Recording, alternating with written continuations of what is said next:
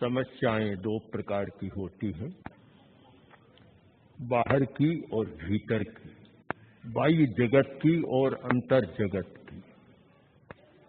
हम प्रायः बाह्य जगत की समस्याओं पर ध्यान देते हैं और उन्हें सुलझाने का प्रयत्न करते हैं।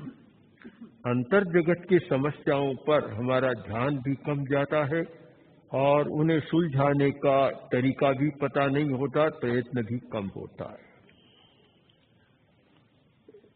एक सिद्धांत को आप दृढ़ता के साथ अपना लें कि भीतर की समस्याओं को सुलझाए बिना बाहर की समस्याएं भी मुश्किल से सुलझती है, जटिल बन जाती है। जो व्यक्ति भीतर की समस्याओं को सुलझाने का अभ्यास करता है, बाहर की बड़ी से बड़ी समस्या छोटी बन जाती है, और जो भीतर की समस्या को नहीं सुलझा पाता, छोटी समस्या उसके लिए राई पहाड़ बन जाती है। इसलिए हम भीतर की समस्याओं पर ध्यान दें। भीतर की जो समस्याएं हैं उनको संक्षेप में पहले प्राथमिक कक्षा में जानने का प्रयत्न करें तो दो तीन समस्याएं बहुत बड़ी हैं। एक प्रमाद की समस्या, एक कसाय यानी संवेग आवेश की समस्या, और एक चंचलता की समस्या। ये बहुत बड़ी तीन समस्याएं बहुत बड़ी हैं। आदमी में कसाय बहुत प्रबल होता है, संवेग बहुत प्रबल होते हैं, और उन संवेगों के कारण धर्म कर्म दोनों भी मलिन जैसे बन जाते। धर्म की बात भी बहुत करता है, पर कसाय प्रबल है, क्रोध प्रबल, अहंकार प्रबल, छल कपट और लोभ प्रबल, काम वासना भी प्रबल। तो फिर धर्म की बात नहीं चलती और कुछ हो जाता है। बहुत आवश्यक है कसाय को कैसे उपशांत करें, संवेगों को कैसे नियंत्रित करें। संवेग संतुलन, जो व्यक्ति संवेग संतुलन का जीवन जीता है वह अच्छा व्यक्तित्व होता है। जिसका अपने संवेगों पर नियंत्रण नहीं, संवेग संतुलित नहीं, वह अच्छा नहीं होता। एक क्षण में कुछ हो जाता है, भरोसा नहीं। लोग कहते इसका भरोसा नहीं, अभी तो राजी है, एक क्षण में भयंकर तूफान आ जाएगा। किसी ने जाकर नाम पूछा कि आपका नाम? तो शीतलनाथ। फिर दूसरी बार पूछ लिया कि आपका नाम? अभी तो बताया, पता नहीं, भूल गया। अभी एकदम आंख निकाल कर आवेश में बोलने लग गया। तीसरी बार पूछा तो लट्ठी उठा ली। तो मूर्ख कहीं का बार बार मुझे तंग करता है। संवेग का संतुलन नहीं होता तो आदमी बदलता रहता है, पता नहीं लगता कि वह कैसा क्या करेगा। प्रमाद की भी समस्या है कि हम ठीक अपना नियोजन करना नहीं जानते। तो समय का नियोजन होना चाहिए, और आज का जमाना नियोजन का, मैनेजमेंट का जमाना, हर चीज में मैनेजमेंट का प्रयोग होता है। किंतु जिसका मन प्रमाद से ग्रस्त है, प्रमादी है, वह समय का नियोजन नहीं कर सकता। संकल्प तो करता है 4 बजे उठूंगा, उठता है 10 बजे, नियोजन नहीं कर पाता। और जो प्रमादी होता है वह अपने प्रमाद की सिद्धि के लिए तर्क भी प्रस्तुत कर देता है।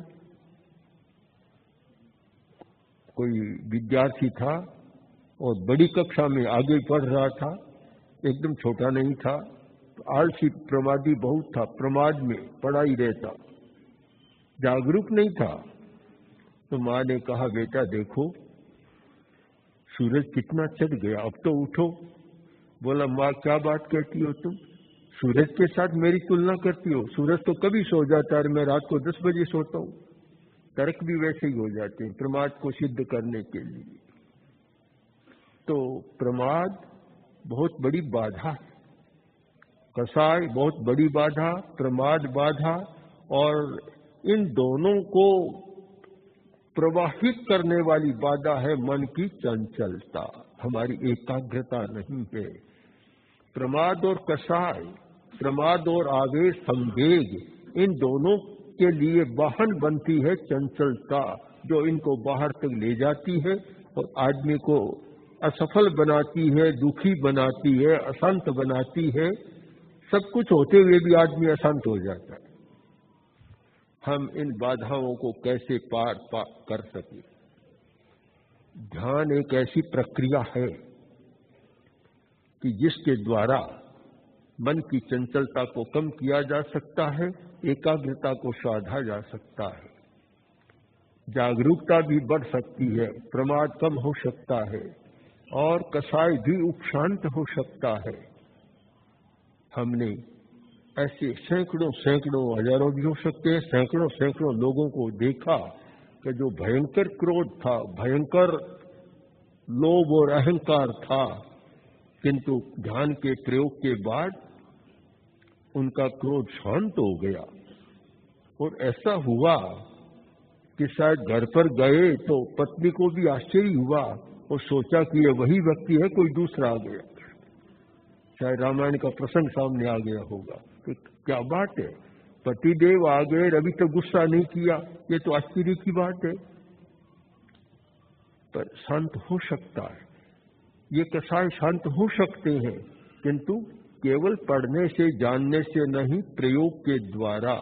हम प्रयोग के द्वारा जो उत्तेजना के हमारे शरीर में केंद्र हैं और उत्तेजना को पैदा करने वाली हमारी आंतरिक परिस्थितियां हैं, आज की विज्ञान की भाषा में तो ग्रंथि तंत्र कहें, अंतस्रावी ग्रंथि तंत्र आदि आदि जो हमारी आंतरिक परिस्थितियां हैं और हमारे भीतर के जो जैव रसायन है, उनको प्रभावित करें, परिष्कृत करें, तभी ये परिवर्तन हो सकता है, केवल पढ़ने से नहीं। इसीलिए ध्यान के द्वारा इन सब का परिष्कार होता है, परिवर्तन होता है। इसलिए ध्यान एक ऐसी साधना है जिसका मूल्यांकन जैन आचार्यों ने इस भाषा में किया कि 2 दिन का उपवास, बेले की तपस्या और 5 लव का ध्यान, यानी 2.5 मिनट का ध्यान, उसको एक व्यवहारिक तुलना करें कि कितना लाभ होता है। तो बेले की तपस्या, 2 दिन का उपवास, 2.5 मिनट का ध्यान। मैं मानता हूं यह भी छोटा है। ध्यान का लाभ तो इतना है कि शायद बेले की तपस्या से भी तोला नहीं जा सकता, फिर भी एक अनुमान किया है, तो इतना बड़ा लाभ होता है।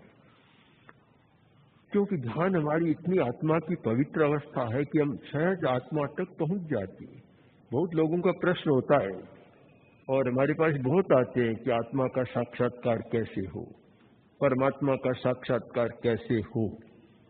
तो हमारा तो उत्तर होता है, पहले शरीर का साक्षात्कार करो, फिर आत्मा की बात करना, फिर परमात्मा की बात करना। जब तक तुम शरीर के भीतर विद्यमान रहस्यों को, शक्तियों को, नियमों को नहीं जानते, तब तक आत्मा परमात्मा की बात पूरी वाचिक बात है, वांग्मय शब्दों का व्यापार है, होता कुछ भी नहीं है।